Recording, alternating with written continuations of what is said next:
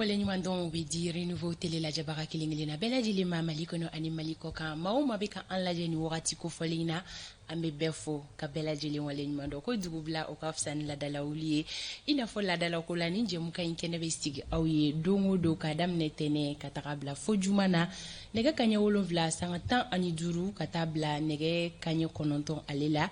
fɛn bɛ tali kɛ o jɛmukan kofɔlen na min kɔnɔna la aw ka kunnafoniya kunfɔlɔ de bɛ fara ɲɔgɔn kan ka di aw ma renouveau matin jamakulu fɛ ɲɛmayaso o ka yamaruya kɔnɔna la ko kɛnɛ sigitɔla filɛ bɛɛ k'i bisimila.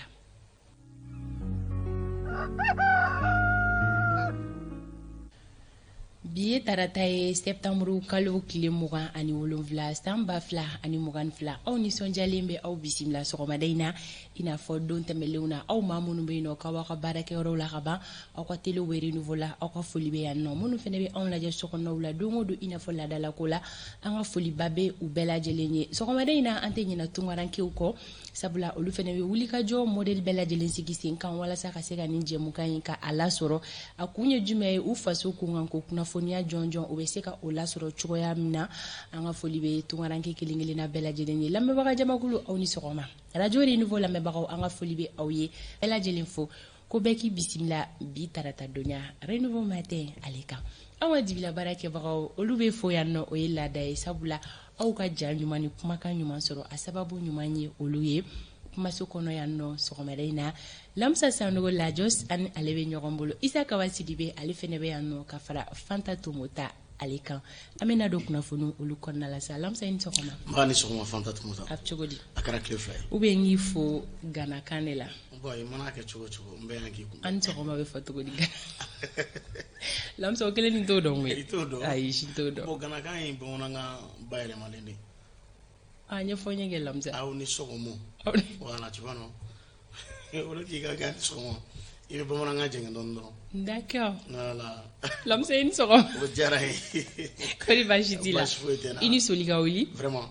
an bɛ aw de fo ka wale ɲuman dɔn kɛrɛnkɛrɛnnenya la an kanubagaw fana Mali kɔnɔ ale ni Mali kɔ kan sango ta maa minnu bɛ soli ka wuli walasa u ka daraka ɲɛ fɔlɔ n'o bɛ tali kɛ kunnafoniko sira la u ka se k'o sɔrɔ walasa ka tile diya u bolo an b'a f'u ye ko sɔni an bɛ ɲɔgɔn sɔrɔ u bɛ se ka faamuyali caman sɔrɔ cogo min na jamana kunkanko kibaruya caman kan. Siga tɛ o la bi sɔgɔmada in na aw ni Lamsa bɛna jɛmukan in la ɲɛnamaya ɲɔgɔn bolo sɔɔni dɔrɔn a bɛna don kibaru dayɛlɛ aw kelen-kelen na bɛɛ lajɛlen o b'a yira k'a fɔ ko bɛɛ ka bisimila ka o minɛ bi jɛmukan kɔnɔna la an ka bakurubaw an bɛ o da aw tulo kan fɔlɔ kumasi min bɛ an bolo kɔrɔ sɔgɔmada in na ni Isa Kaba bɛ na walawalali kɛ o kan o de bɛ tali kɛ ko les discours historiques à la tribune de l'ONU Isa Kaba ale bɛ na walawalali kɛ o kan bɛɛ lajɛlen ka se ka faamuyali ɲuman ka o sɔrɔ anw ka bi ma welelen o ye ɲininikɛla Ngolo Jara ye Ngolo Jara ani ale bɛ na ɲɔgɔn la sɔrɔ sɔgɔmada in na ka se ka masala ka kɛɲɛ ni an ka jamana minisiri ɲɛmaa ni o ye colonel Abdoulaye Mayiga ale ye lase minnu kɛ o ni kɔni ale ɲɛkɔrɔ kɛrɛnkɛrɛnnenya la u ka kunbɛn min kɛra a ta ko 77nan kɛnɛ kan o lase in fɛn bɛ tali kɛ a kɔfɛ an bɛ se k'an sigi ni kɔlɔlɔ jumɛnw ye ani Ngolo Jara ka masala o bɛna boli o kan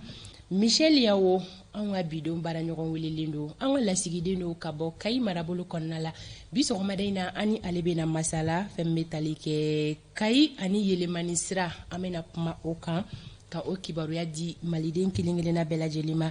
o kɔfɛ tan ka segin kibaruyaw olu bɛ di o ye laada ye Sori Ibrahim Diallo ale bɛ o wulikajɔw kɛ Lamsa Sanogo Lajos ale bɛ na don kibaru dayɛlɛ aw bɛɛ lajɛlen ye fɛn bɛ kɛnɛya kunnafoni kɔ fɔ aw daɲugu bɛ na o lasew kɛ kunnafoni di gafe minnu bɔra bi tarata donya in na olu ɲɛfura fɔlɔ laseliw bɛ na kɛ Lamsa Sanogo Lajos ale fɛ anw ka don fɔli duma o bɛ yan nɔ Alexis fana bɛ bisimila a ma sɔn min ma ka tɛmɛ ni o lasew ye ko bɛɛ lajɛlen ka i bisimila anw bɛ baara bɛɛ lajɛlen dayɛlɛ sisan ni wagati bolo da cogo ye.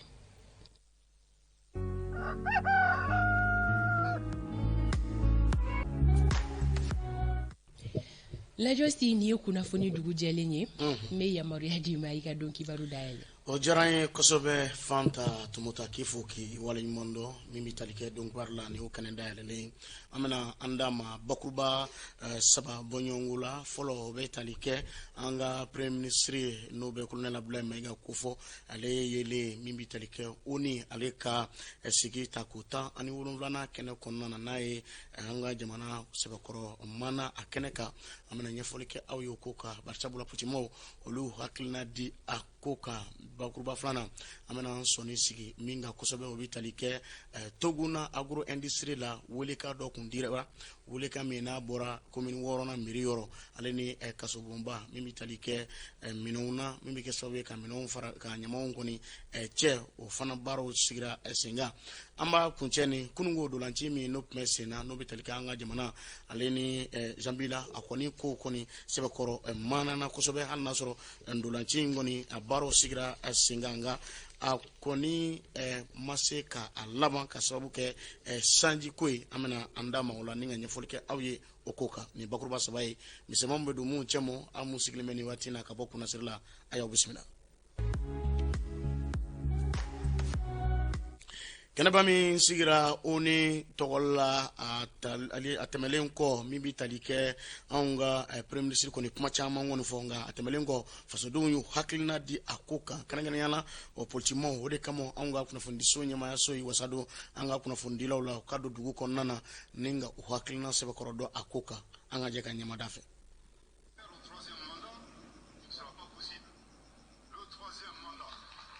Ka kɛ ni premier ministre Abdoulaye Maiga ka lasew ye diɲɛ selege naani tɔnba jabala la a kɔni kɛra sababu ye maliyɛnden caman ka a hakilina fɔ fo ka taa se politiki mɔgɔw ma ni dɔw yɛrɛ hakilina la k'a fɔ ko kuma in ɲɛna dɔw yɛrɛ fɛnɛ y'a yira k'a fɔ ko kuma in man ɲɛ.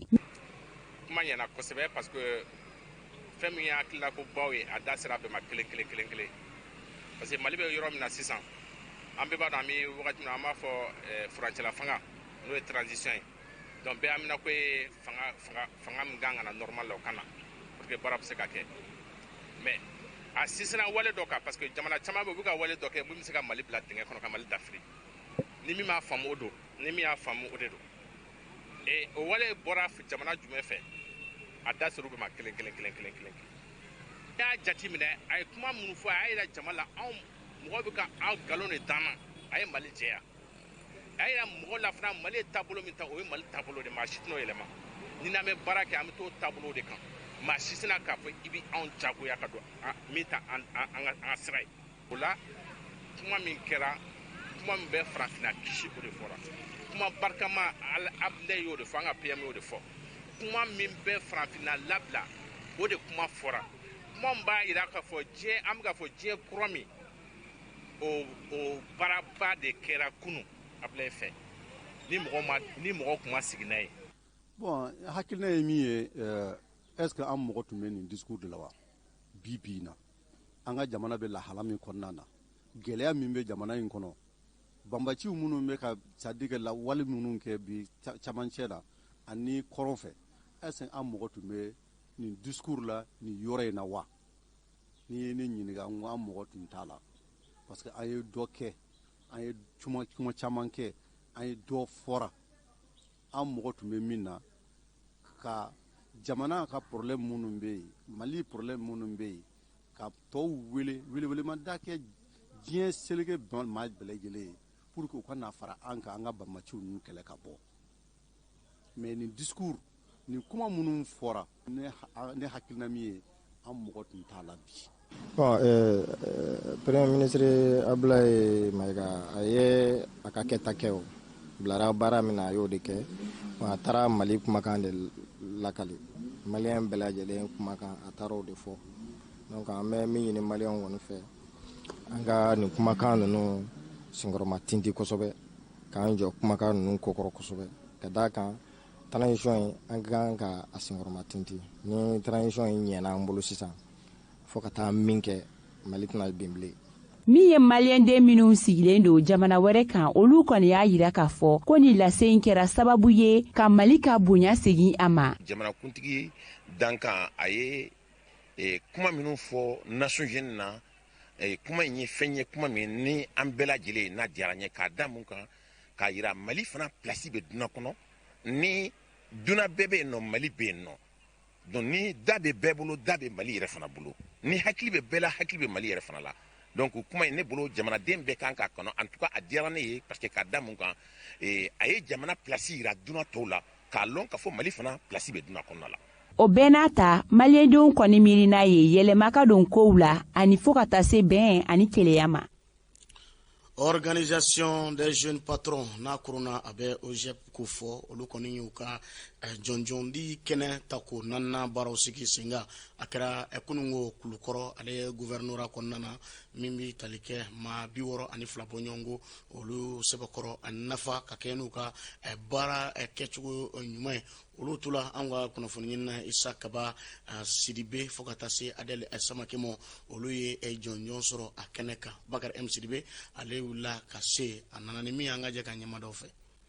Baromètre ye baarakɛminɛn ye mun sigila sen kan Organisation des jeunes patrons du Mali fɛ san 2019. U ka baara ye ka ɲɛmada kɛ ka ɲɛsin fasoden kelen kelen bɛɛ lajɛlen ka wulikajɔ ma jamanajɔ hukumu kɔnɔna na. U ka baromètre ta ko 4nan kɛnɛ in kan a tun bi t'i jɔ maa 62 bɔ ɲɔgɔn ko la. U ye jɔnjɔn ta ni k'a di maa minnu ma ɲinan 22 septembre ta ko 62nan ɲagaɲaga hukumu kɔnɔna na. Ni jɔnjɔn ninnu sɔrɔlen kɔfɛ ka kɛɲɛ n'u ka wulikajɔ ye o na kɛ sababu ye maa ninnu ma halisa ka dɔ fara u ka cɛsiri kan u ka cakɛdaw la. Bonya in n b'a bisimila ni majigi ye yanga dɔ de don min ɲɛsinna mɔ nka majigi ne bɛ a bisimila ka sabu kɛ n'i y'a ye k'a fɔ nin dira mɔ o kɔrɔ ye ko mɔgɔw ɲɛmadan bɛ an fɛ an ka baara la o mana groupe renouveau Sherifla TV n balimakɛ bɛ yan ni o ye Isa Kaba ye ka taa se n balimamuso Adel ma ani Mamadu Ben Sherifu Sumano Sherifla TV la anw ɲɛmada kɛra an fɛ baromètre fɛ ka bonya in da k'a di an ma o b'a jira k'a fɔ hali bi an kan ka dɔ fara cɛsiri de kan. An kɔni nisɔndiyalenba don bari mɔgɔ bɛ baara o baara la ni mɔgɔ wɛrɛw sɔrɔla k'a fɔ ko aw bɛ baara min na k'a diyara olu ye kuma tɛ kunnafoni di baara an bɛ nisɔndiya de parce que an b'a dɔn k'a fɔ mɔgɔ dɔw de ɲɛ bɛ an na nin ye a wagati ye ka foliba di an ka filɛbagaw ani an lamɛnbagaw ma bari ni olu tɛ anw tɛ yen nɔ ani fana ni maa minnu ni olu bɛ danaya da i kan i mana kɛ cogo cogo i bɛ taa sɔrɔ maa dɔ de bɛ danaya da i kan k'i bila a ka arajoso la walima a ka teleso la an bɛ ɲɛmɔgɔyasow fo renouveau ɲɛmɔgɔyasow fo kosɛbɛ olu minnu ye danaya da an kan fo bi mɔgɔw bɛ jɔnjɔnw di an ma an b'u fo kosɛbɛ. Ka kɛɲɛ ni kɛnɛ in labɛnbaw ka laseliw ye maa ninnu bɛ suganti ka kɛɲɛ ni daluya damadɔw ye n'o dɔw bɛ tali kɛ jamanadenw ka miirina na k'a ɲɛsin maa ninnu ma u ka cakɛdaw la u ka faso kanu u bɛ baara minnu boloda min b'a to u ka cakɛdaw bɛ se ka taa ɲɛ ani fo ka taa se olu yɛrɛ ka kolatigɛjɛkuluw ka sugantiliw ma o de kama kulikɔrɔ gouverneur ye wele kɛ k'a ɲɛsin maa sugantelen ninnu ma halisa u ka dɔ fara cɛsiri kan min b'a to mara bɛ se ka nɔgɔya jamana ɲɛmaaw bolo. Minnu y'a sɔrɔ k'u jija u bɛ ka baara ɲuman mun kɛ ka dɔ kɛ a la hali bi fɛn dɔ bɛ yen ka se sanfɛ peut-être o ka nɔgɔ mais ka mɛn sanfɛ o ma nɔgɔ an b'a ɲini aw fɛ aw ye sanfɛla min sɔrɔ a ka to sanfɛla la barisa jamana bɛ cogo min na bi mɔgɔ si tɛna an ka kɛlɛ k'an ye dɛ n'aw sɔnna a ma jamana in tɛ cogo aw kana sunɔgɔ aw kana ɲina maa si kana kɛ sababu ye k'an faga. Ka jira k'a fɔ nin y'a siɲɛ fɔlɔ ye nin kɛnɛ in ka sigi Mali marabolo dɔ kɔnɔna na ani fana nin baara ninnu yɛrɛ daminɛna kabini septembre kalo tile fɔlɔ tɛmɛnɛ ni maa dɔw ka jɔnjɔndiliw ye an b'a fɔ minnu ma nansarakan na super baromètre maa minnu na ni funancɛrɛ fanga yɛrɛ ɲɛma tun b'a la ani fo ka taa se premier ministre par intérim ma.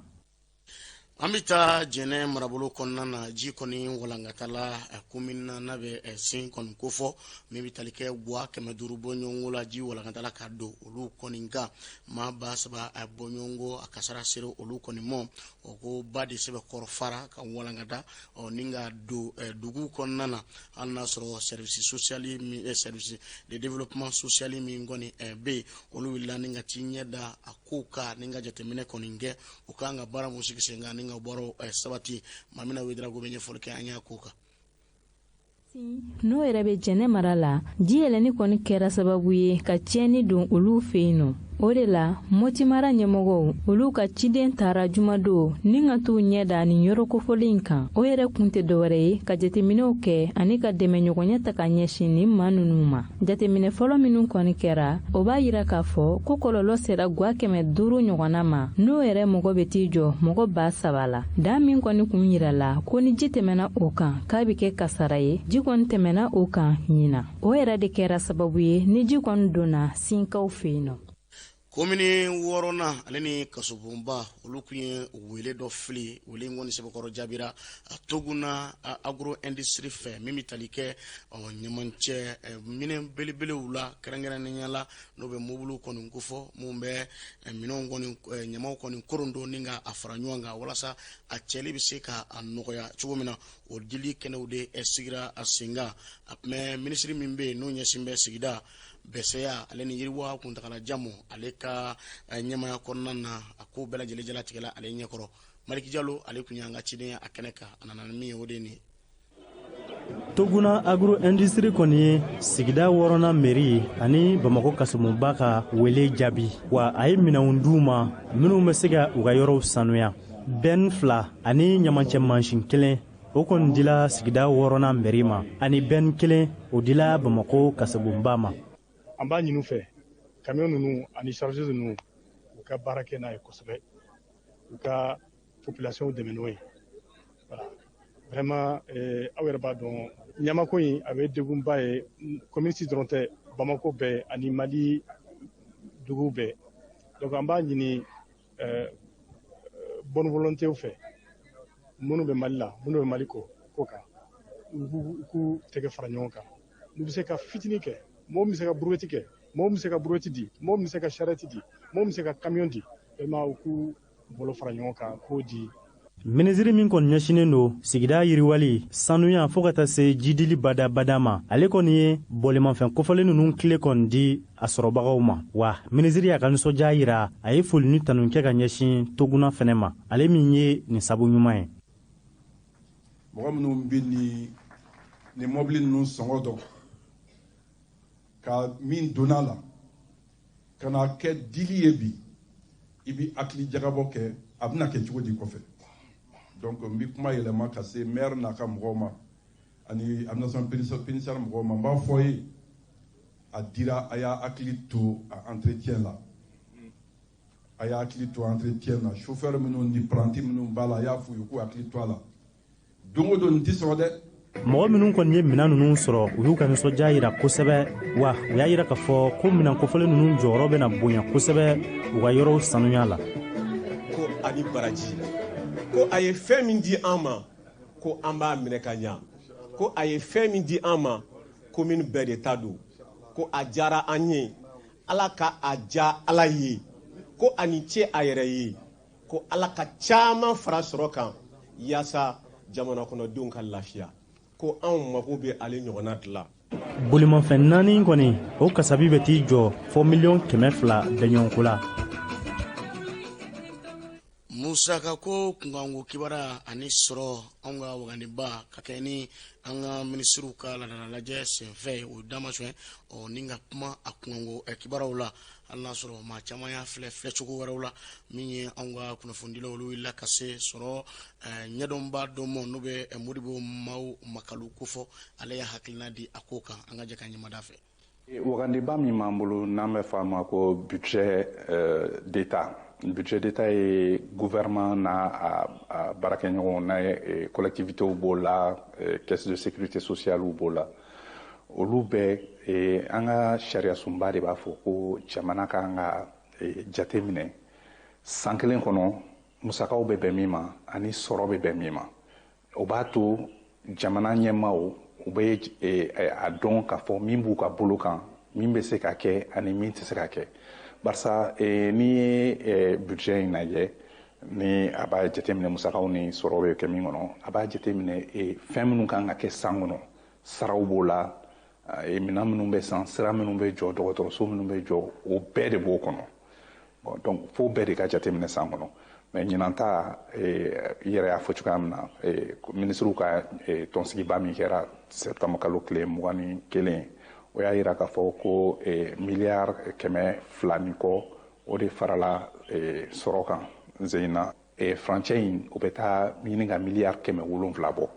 o miliyari 700 in jamanaw bɛ se ka diɲɛ jamana bɛɛ bɛ juru de ta k'u ka musakaw dafa barisa jate minnu bɛ minɛ baara minnu kan ka sɛbɛntiya n'o ye musakaw ye olu fanga ka bon ni sɔrɔ ye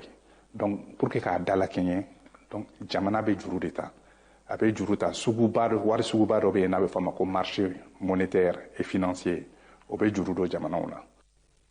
Ni bɛ dan sigi don kibaru ale ta ko fɔlɔ la renouveau matin kɛnɛ kɔnɔna na ka bɛn ni waati cogoya ye Fanta Atumota. Lamsa Sanogo k'i fo don kibaru ta ko fɔlɔ o bɛ ɲɔnkiri yan yɔrɔ la tagalen ɲɛfɛ kunnafoni tɔ minnu bɛ yen don kibaru segi kɔnɔna na an bɛ o lase kanubagaw ma ni wagati kɔnɔna na an bɛ taga an ka siraba kanaw la k'a dɔn nin sanga kɔnɔna la tan ni ka segin bɛ cogoya minnu na an ka siraba yɛrɛ bɛ lahalaya minnu kɔnɔna na ka fara Anazer ale ka bilasiralikanw kan bi sɔgɔmada in na sori bɛ fan jumɛn a bɛ ba kɔfɛ wa ba ɲɛfɛ anw ka nɛgɛ kɛrɛfɛtigi an bɛ taga ale fan fɛ ni o ye Fuseyini Dawu ye Fuseyini i bɛ wele bila sori ma.